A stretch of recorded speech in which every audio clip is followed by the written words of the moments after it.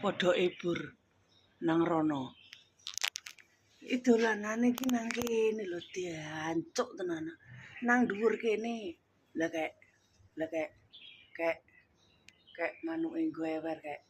kayak dancuk matane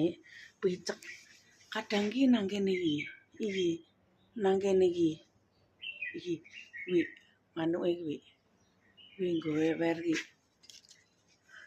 dek maune mlebu nang kene iki picek manuke picek mlebu nang kene wis ditutupi ora iso mlebu. Lah iki jendela kamarku ngene iki buah iki lho ngene iki lho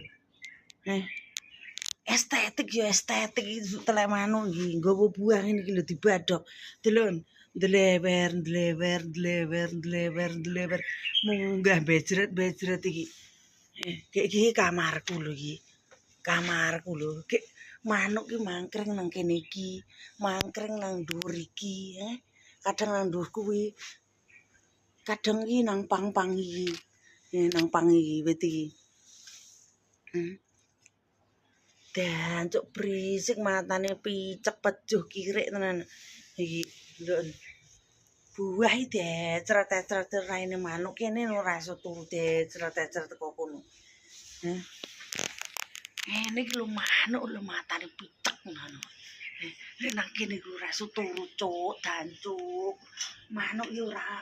mesakne aku belas kok iki mas juraganku wis tak anu kadang iki lho ndek susu ndek dhuwur kono lho glebek ngene anu diancuk tenan picek tenan kok jan nggodho tok lho manuk iki tenan